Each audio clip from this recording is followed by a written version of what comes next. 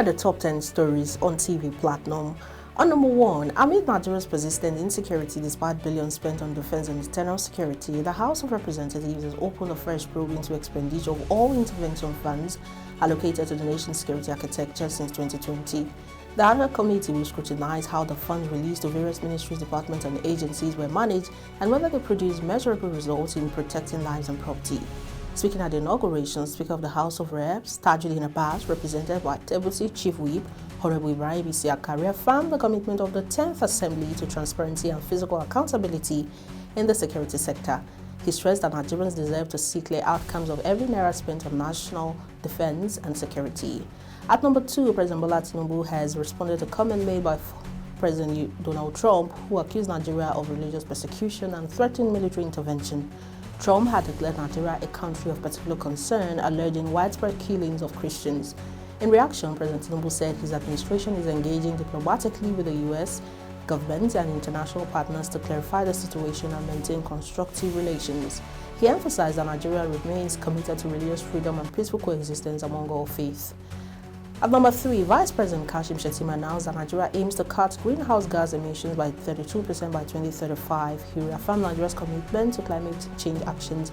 Speaking at Leaders Climate Summit during COP30 in Belém, Brazil, he outlined key strategies including national carbon market framework and climate change fund, which are expected to attract billions of dollars in clean energy investments.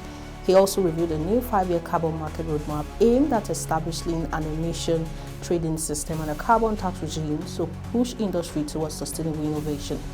And the Deputy Speaker of the House of Reps, Right Honorable Benjamin Kalu, has urged Nigerians to play active roles in the ongoing constitutional review process. He made a call while receiving participants of the Emerging Political Leaders Fellowship Program by the Bridge Leadership Foundation in Abuja.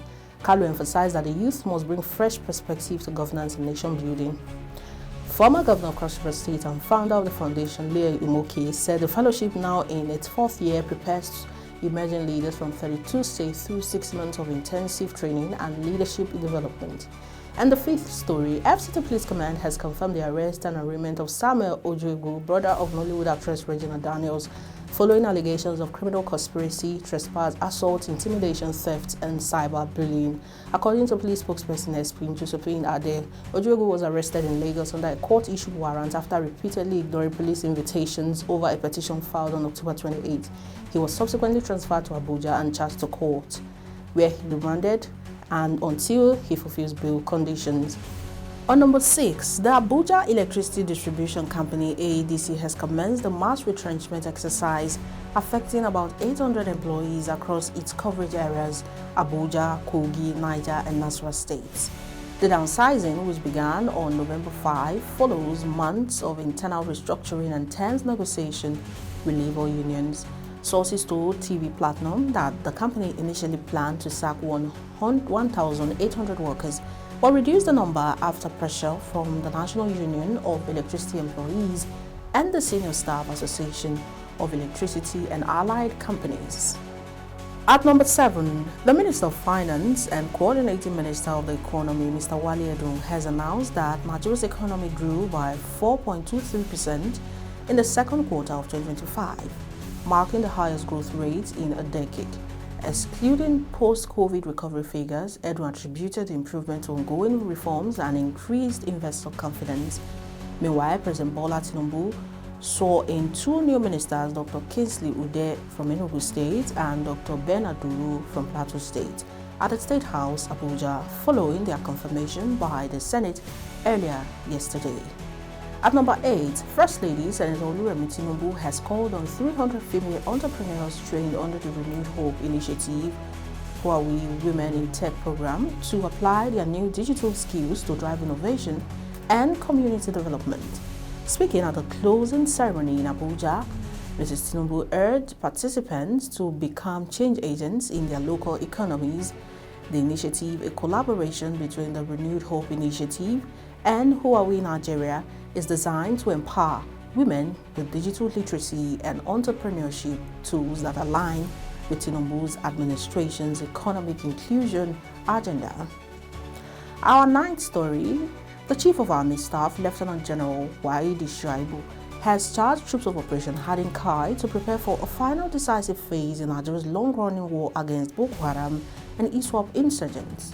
Addressing soldiers in Maiduguri, Borno State, Shuaibu described the next phase of the counter-insurgency campaign as critical and defining, stressing that failure is not an option.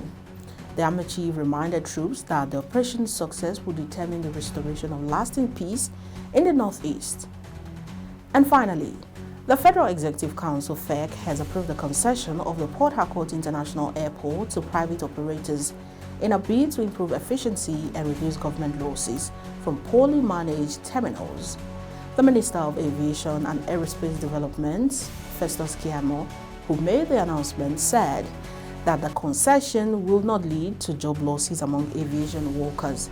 Festus Keyamo added that the renewed investor confidence under President Bola Tinubu's administration has also revealed interest in the airport, which previously failed to attract credible bidders. And those are your top 10 stories on TV Platinum. I am Uluwatobi Enito.